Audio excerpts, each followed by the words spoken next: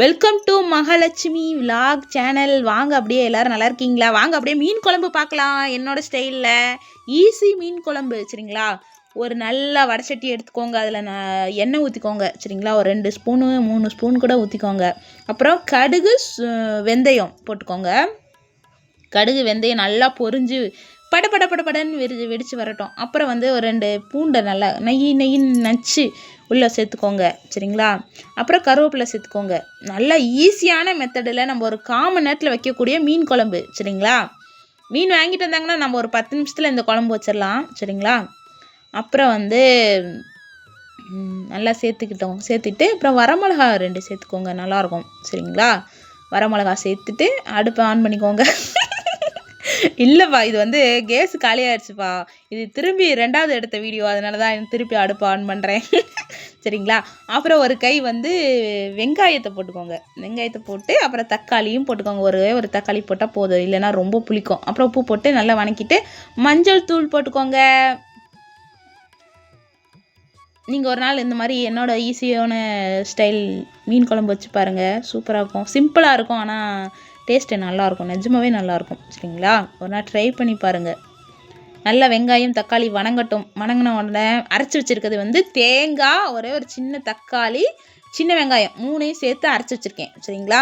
தேங்காய், சின்ன வெங்காயம், கொஞ்சோண்டு தக்காளி அரைச்சி வச்சுருக்கேன். அந்த அரைச்ச மசாலாவை சேர்த்துக்கலாம். இந்த 3 மட்டும் அரைச்சா போதும். தேங்காய், மறுபடியும் சொல்கிறேன், தேங்காய், சின்ன வெங்காயம், கொஞ்சோண்டு தக்காளி 3 சேர்த்து அரைச்சி உள்ளே சேர்த்துக்கோங்க. சேர்த்து நல்லா கிளறுங்க. நல்லா கிளறினீங்கன்னா நல்லா இருக்கும். அப்புறம் மீன் குழம்பு மசாலா 10 ரூபா பாக்கெட் வாங்கிக்கோங்க, கரெக்டாக இருக்கும். 4 பேர் நாங்கள் சாப்பிட்றதுக்கு 10 ரூபா பாக்கெட்டு கரெக்டாக தான் இருக்கும். 4 பேர் சாப்பிட்லாம். 10 ரூபா பாக்கெட்டு ஒரு சட்டியில் சேர்த்துக்கோங்க. நான் சோம்பேறி பிடிச்சவ, அதனால் மிக்ஸி ஜார்லேயே சேர்த்துக்கிட்டேன். இங்கே நல்லா ஒரு கிண்ணத்தை எடுத்து அந்த கிண்ணத்தில் மீன் குழம்பு மசாலாவை சேர்த்துட்டு அதிலே ஒரு கைப்பிடி புளியை எடுத்து போட்டு நல்லா கரைச்சிக்கோங்க.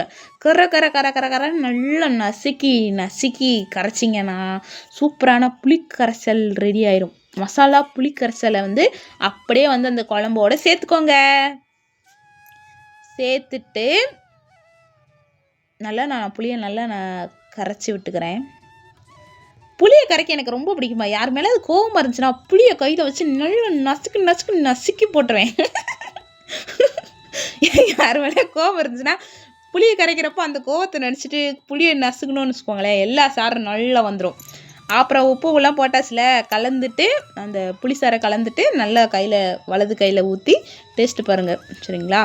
அப்புறம் உப்பு பத்தலை, நான் உப்பு போட்டுக்கிறேன். அப்புறம் செல்லக்குட்டி மீனை உள்ளே சேர்த்துக்கலாம். அழகாக இருக்குல்ல. ஜிலேபி மீன் குழம்பு தான் சரிங்களா. விலாகில் பார்த்துருப்பீங்க, இருந்தாலும் சரி மீன் குழம்பு மட்டும் தனியாக கொடுக்கலாம், யாருக்காவது யூஸ் ஆகிக்கும் அப்படிங்கிற மாதிரி தான். அதனால தான் சரி மீன் குழம்பு மட்டும் தனியாக எடுத்து ஒரு வீடியோவாக கொடுக்குறேன். அப்புறம் என்ன மீன் வாங்கியிருக்கீங்களோ உள்ளே சேர்த்துக்கோங்க. இதில் இந்த மீன் குழம்புல மத்தி மீன் போடலாம், நெத்திலி மீன் போடலாம்.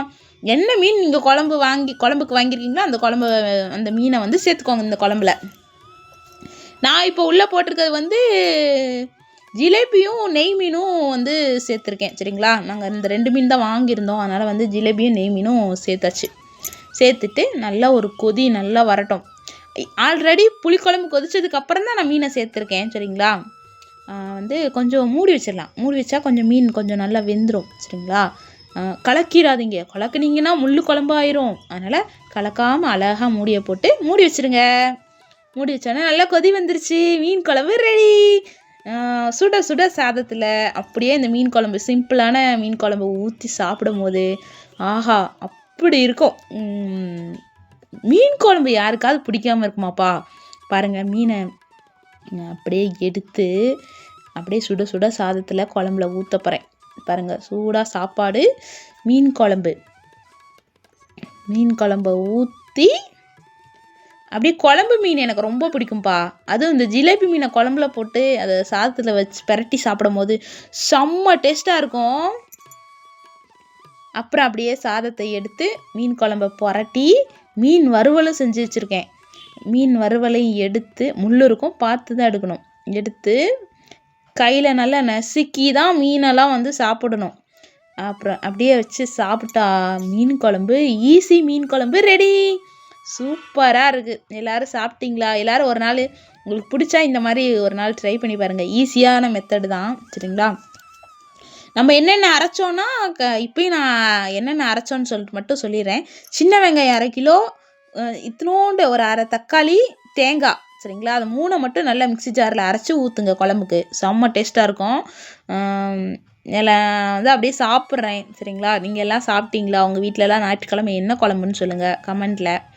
அப்படியே அடுத்தடுத்த வீடியோ பாருங்கள். அனைவருக்கும் நல்லதே நடக்கும். நன்றி, வணக்கம். வாழ்க வளமுடன். அடுத்த வீடியோவில் பார்க்கலாம்.